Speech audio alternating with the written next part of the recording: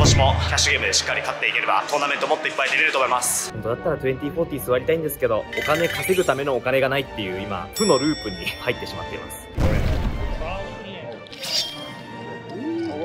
何これ、なんか19000ドル買った4日間でどうなった？プラス42603ドルが来ました。マジ？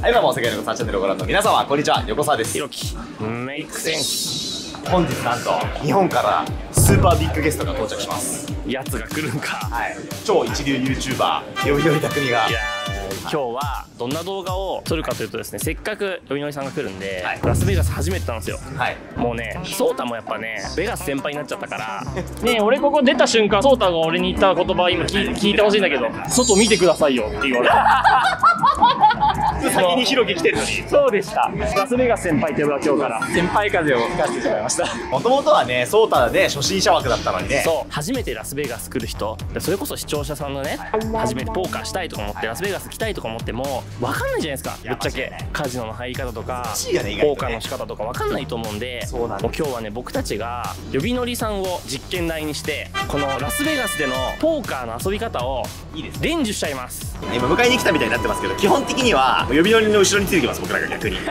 どうするかを見守ります。あ、それ面白いね。正解か不正解か教えてあげますということでやっていきましょう。レッツ初ベガス。ラスベガスと初ベガスパンチラインだね。そう、イエーイおー、来た来たそんな芸能人みたいな感じで来ちゃってなんかまずあれですね、ちょっとファッションセイクから入りましょうか。実はいや寄りすぎでしょ。びっくりしたよ。ということでね、もう長旅お疲れ様です。はい。やっぱ呼び乗りさんクラスになるとトップ YouTuber なんでファーストクラスですか、やっぱさすがに。ファーストクラスの次に乗ったの。ビジネスクラス。あ、それ嘘ついた。じゃあビジネスの次だ。なんでね、エコノミーじゃねえかじゃあ普通。プレミアムエコノミー。プレミアムエコノミー乗ってるの。あ、そのじゃあ次だ。じゃあエコノミーじゃねえかよ。全然次でもなければ最後です。最後じゃねえか。僕ら迎えに来たんで全部やってくれるみたいな雰囲気出てますけど、僕らついていくだけなんで、呼び乗りさんがここからラスベガスをどうするのかを。まずはね、ラスベガス。そういう。あ、そうです。ユーは何しにの構成です。じゃあまずはねホテルに行って荷物を預けなきゃいけない。なるほど、行きましょう。じゃあホテルはどちらのホテルですか？パリス。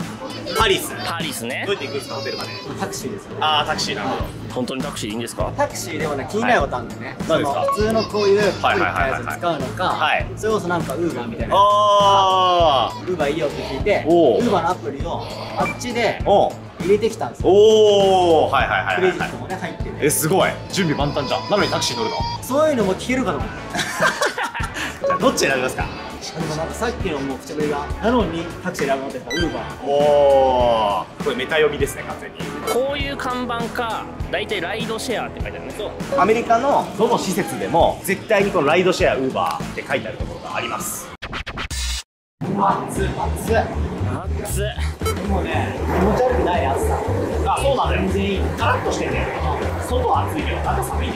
そう、マジむずくて、半袖半パンで今夏じゃん、めっちゃ。そう、中で耐えるっていうやり方と、冬みたいな格好して外で耐えるっていうやり方。俺は結構軽装でカバンにパーカー入れてる。それは人多いね。ここだってみのりさんからそういただきました。ウーバーはここで待ってても来るのって言われました。ウーバーとはどういう仕組みでしょう？有志のドライバーの人たちが今自分がいる場所と届けてほしい場所を入れると誰かが迎えに来てくれて、でクレジットカードで全部決済して、送り届けてくれる、そういうサービスですね。タクシーより安いんだよね。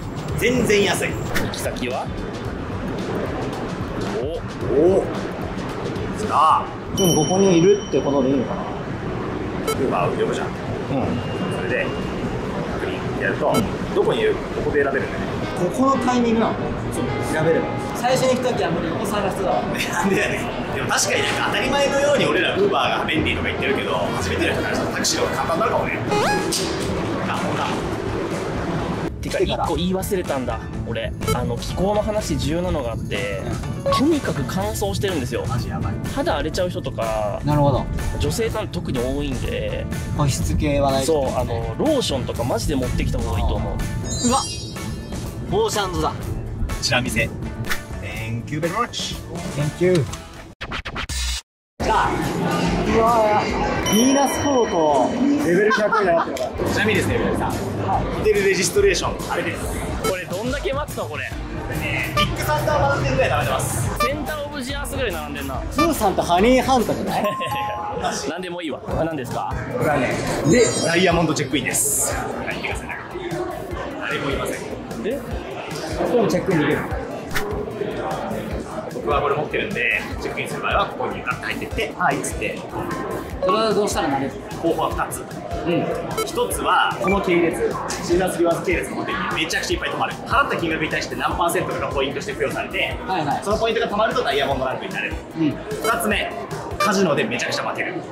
何それ？だからカジノで使ったお金もホテルで使ったお金と同じような感じで蓄積されていってポイントバックされる。負けるって今言ったのはちょっと大げさで、勝ってもなれる。お金をたくさん使えばいいの。そう。じゃあ俺が帰る時にダイヤモンドから刺して。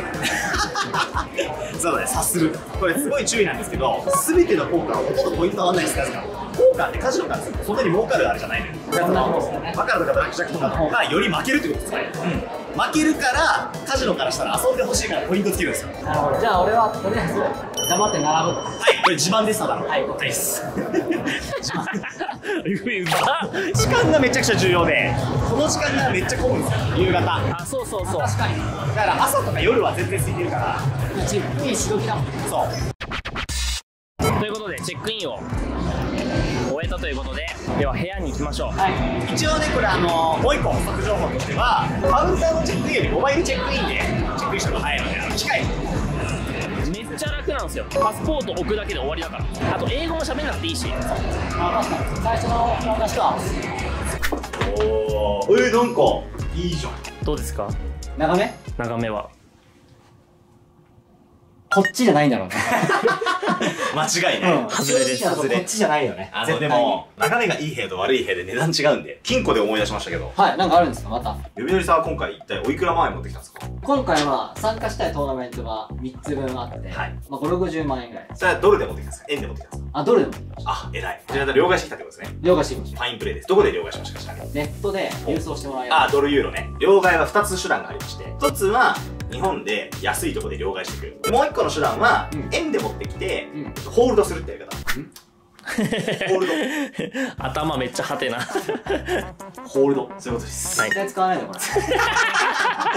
使いました。使いました。カジノのキャッシャーに行ってドルに両替するんだけど、その時に会員カードと一緒にその両替してもらって紙みたいなのがある、控えみたいな。そうするとカジノ側が期限1週間とか2週間とかの期限があるんだけど、その期限の間そのまま保管しといてくれるの。で、その時に俺らが預かったドルを持って帰れば円を返してもらえるって、人質みたいな。で、これ金利みたいなのもかかんないし、手数料もないんですよ。最強の方法じゃん。じゃあ0%。そう。実際は。ただし大問題があって、返してもらうためのドルを持ってこれなかった場合、円返ってこないわけじゃないですか。その時のレートめちゃくちゃ悪いのよ。もうなんか、もろ派なんです。ハイリスクハイリターン。ハイリスクハイリターン。なんか手数料 5% とか 6% とか取られるんだよね。めっちゃ取られる。5% のリスクを負って 0% を選ぶか、安心の 0.3% を選ぶか。日本を選ぶわ。普通に。注意事項としてはですね、ホテルのこの金庫はあんま使わない方がいいっていう噂です。それはなんでですか？マスターキーがあるからね。マスターキーがあったら出ちゃうから。まあ一番いいのはだからカジノに預けるって方向が一番いいんですよ。カジノに預けられるんですよ。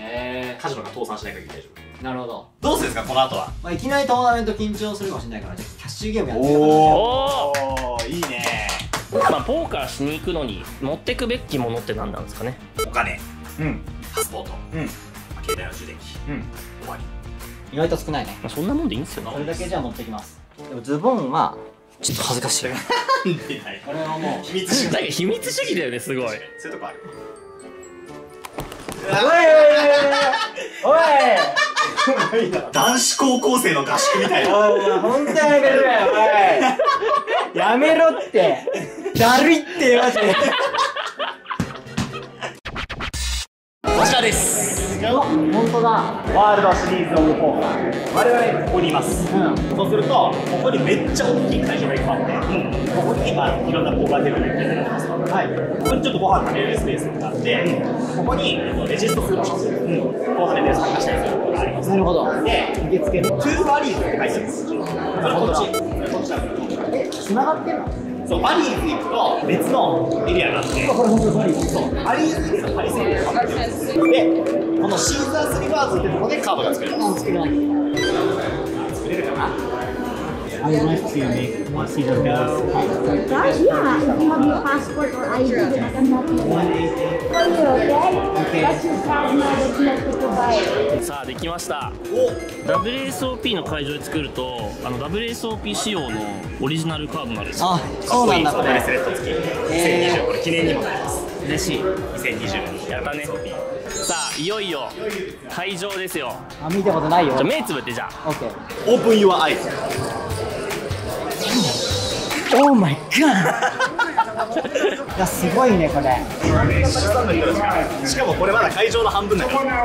あ、そうか。バリーズの方もある。もう1会場。もう一個の会場のさファイナルテーブルも行こうよ。はい、行こう。あ、行こう。すごいんだよねセットも。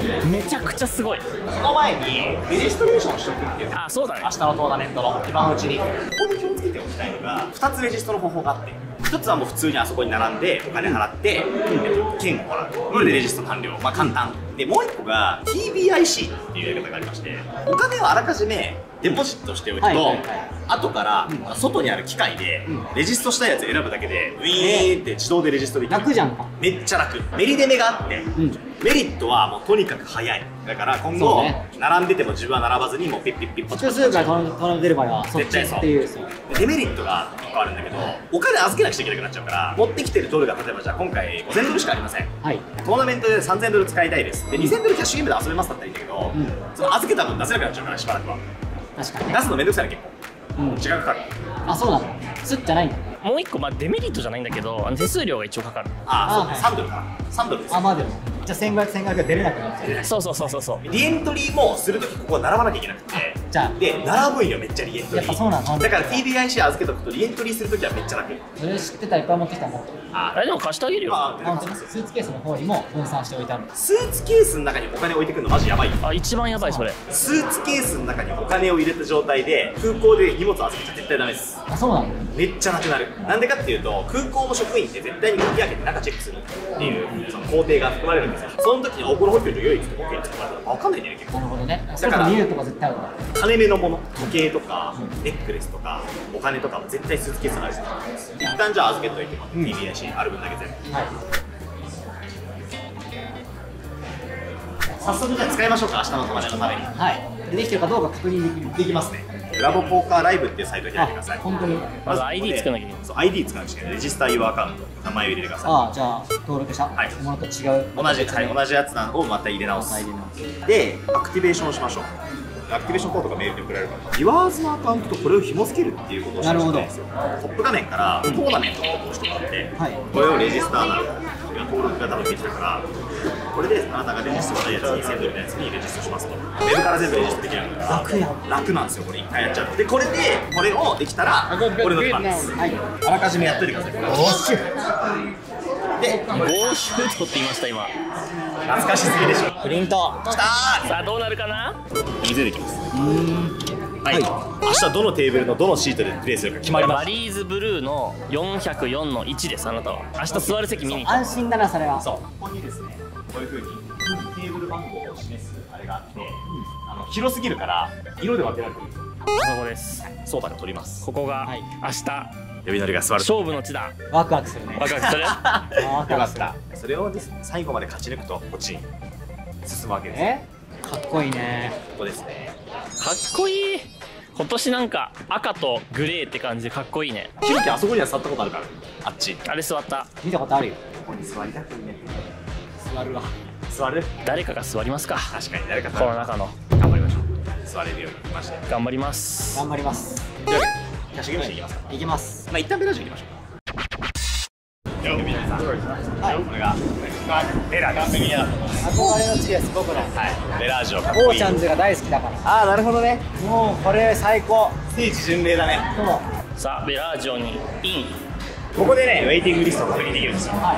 はい、これです。1325。今は、全然持ってないよ。19人、35人。少ない。全然待たなくていいです。電話マーク質問がいいですね、やっぱさすが。ここ基本的には受付に行って13と25に俺の名前入れてくれって言ったら名前入れてくれる、匠っつって。で呼ばれる時はマイクで13ノルビトーデン匠とか言われてはいっつって行くと座れるっていう仕組みなんだけど、電話マークはここに直接来なくてもあらかじめベラージョのポーカールームに電話して名前入れてもらうことができる。はいはい。これが裏技です。なるほど。でも電話マークの状態で呼ばれないの。だから来て今来たよ。今来たよって言うとチェックインされて電話マークが消える。なるほどね。よく使う英語として「You put me on the list of 13 and 25 乗りと思う」って言ったら「You put me on the list of 13 25乗り人」って言って「匠」って言ったら取ってくれます。Could you put me on the 13 and 25 list? 匠。これ注意が必要で、今ここにいない状態で名前呼ばれちゃうとまた名前入れ直さなくちゃいけなくなる時もあるんですよ。なるほど。だから本当はここで待ってらっしゃいけない。なるほど。けど明らかに10分20分で呼ばれる感じじゃないから、まあご飯食べ行っても大丈夫かなみたいな感じ。これですね、ラゴ。これアメリカのレストランはメニューを閉じてると注文取りに来てくれるんでメニュー閉じた方がいいです。なるほど。はい。We go shrimp cocktail, wagyu carpaccio. Yeah, that's it. Thank you. なんじゃこりゃ。うわ、うまそうこれ。あ、そうね。ブリブリだね。いきます。うまい。おお、すまった。盛り付けだもんうまい。うまっ。これうまいんだよマジで。いいリアクション。少年みたいな。いやこれうまいんだよねこれマジで。じゃあご飯を食べながらウェイティングを待ちましょう。どうしよう。これが、MGM リワーズカードっていうカードなんですけど MGM 系列のカジノで使えるポイントカードみたいなもんですね。まあ例えばベラージオとかアリアとか、まあ、そういうカジノの系列のところで全部これが共通で使えるんだけど、さっき作ったのはシーザースリワーズカード。あれはシーザースリワーズ系列のカードで使えるカードで2大グループだよ MGM とシーザースが。この2枚あればベガスは大体カバーできる。半分ぐらいはカバーできるこの2枚で。これ一番このリワーズでやっぱり恩恵受けれるなって思うのはポーカーしてると1時間2ドルずつぐらいコンプっていうのが溜まってって溜まったコンプでなんかご飯食べたりとかそういうことができる。ただ飯めっちゃ食える。あとは俺が一番でかいと思うのはメンバーズカード持ってると系列のホテル泊まるときに会員価格で泊まれるっていうね。あ、それがでかい。カード作ってきたら無料なの。作る無料。すごい、それで。パールとかゴールドみたいなそんな高くないランクでも3泊まで無料とか4泊まで無料みたいな。そうだよ。すごいそう。だから絶対作った方がいい。作れました。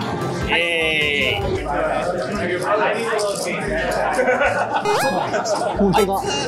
そうといる。全く同じじゃん。あ、全く同じ服着てんじゃん。様になってるね。いや、そうだね。いや、そうなのよ。なんかね、今の価値額いくらなの？今の価値額。1415ぐらい。めちゃくちゃすごいやん。はい、ですから。すごい席です、これ。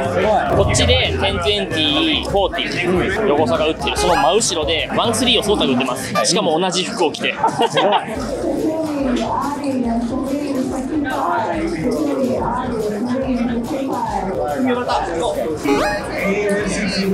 38。まずじゃあ38言ってください。このね、ディーラーの右隣のね、板みたいなところにね、38って書いてあるここです。で、空いてる席ここなんでここに座っていいです。まず席に座ったら挨拶。これ大事です。プレイヤーズカードをディーラーに渡す。で、チップを買わなきゃいけないんですけど、自分であそこのキャッシャー行って買いに行くってやり方があるんだけど、買いに行きますか？買いに行こう。それで1000ドル出して、キャッシャーで25打つって言ったらいい感じにしてもらえると思う。I want chips. Huh? I want chips. I know, but what game? I'm not. No, this is first time to visit here, so I leave it to him. Leave it to Why him. you're laughing? Why you're laughing? You're playing 2-5. 2-5. Okay. Thank you. Thank you. Oh, Jefferino! What's up? 気づいた？ベラージオはみんな僕のこと知ってます。来た、戻ってきた。はい。で、500をしまって、なんかでも初めて感ないね、全然。やっぱ慣れてる感あるよ。ルーツで学んできたからね。予習聞いてるルーツの。いや、だいぶ聞いてる。あれなかったらもうパニックで緊張したのめっちゃ。確かに。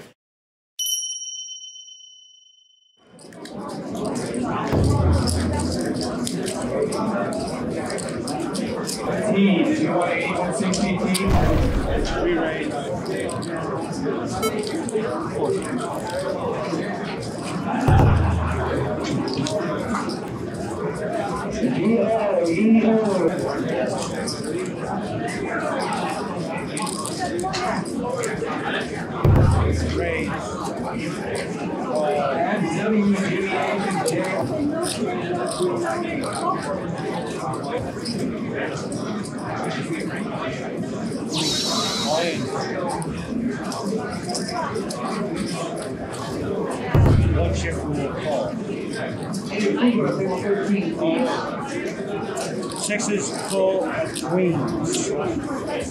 Damn, sounds like it's good. 今まあ5ドルぐらい上げてみてもらう。 He's teaching. 人生初ポットがダブルアップな人初めて見たんだけどね。マジすごくない？すごっ。お前やばいな。それ何だから。こんなんだったよなってうろ覚えね。おおマジ？何これ？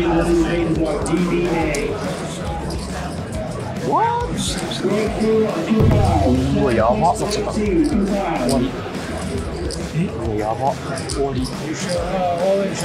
あーマイガッシュ。おいおいおいおいおいおいおいおいおい。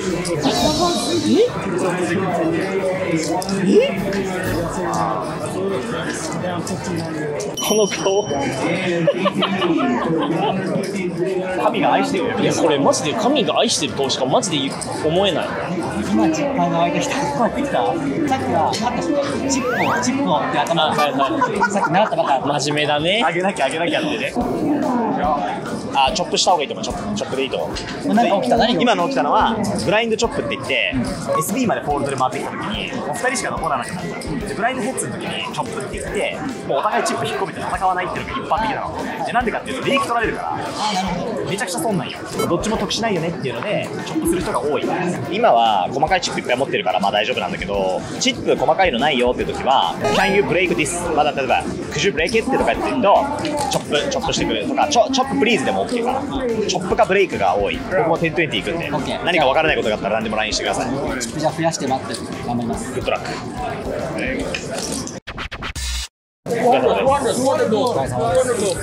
1600ぐらいあるじゃん。1100ドル勝ちってこと？そう。イエーイ。終わり方の方法を教えてほしいんですよ。あ、終わり方が分かんない。体力的にそろそろおしまいかな。基本的にキャッシュゲームはもちろんいつやめても OK です。ただやっぱちょっとマナー的な話はあるかなと思って、勝ってすぐやめるはやっぱりちょっと白い目で見られるのはあるな。大きいポット取ってその瞬間とか、その瞬間次のハンドでやめるとかは、まあ、そういう人もいるけどなんか空気読めねえやつだなと思われる可能性は高いから30分1時間ぐらいはちょっとやってから帰ろうかなっていう風になるのが自然かな、でやめるタイミングとしては、まあ、いつでもいいんだけど BB の手前でやめるのが本当は一番よくて、次自分が BB って瞬間ってそのまま去ったら BB プレイしなきゃいけなくなるじゃん。1周プレイするためにブラインドを払ってるっていう環境なんだよね。なるほどね。だから損。そうそう、それは損する。配らなくていいよっていう意味なんだけど、デルミアウトって言って普通にチップを渡してキャッシャーに持っていけばもう終わり。まあ、何も言わないで持ってても別にもちろんいい。くれるくれる。うわラック3つも積んじゃって、これを持ってゴーゴー。どうでした？初めての方が楽しかった。楽しかった。買ってよかった本当に。嬉しい。てか明日のトラメ代稼いだじゃん。そう、参加費。うわ1100ぐらい。最高じゃん。動画撮ってる時に多めに2回かけてるし。確かに YouTuber はやっぱ違いますよ。カメラ回ってる時は。いや確かに。あれ明日のトーナメントマジ頑張る。いや頑張ろう本当明日3人で合わせて力合わせて。いや手汗すごい。必勝。頑張りましょう。おおよし解散。1000ドルイベントに出るということで、気持ちはどうですか？ワクワクしてる。ちょっと待ってほらやばいやばいやばい。いい子覚えてますか？いい子。いい方ですか？Hey, my friend. 1000ドルフリップ&ゴーっていうトーナメントなんですよ。めちゃくちゃ熱い。3、2、1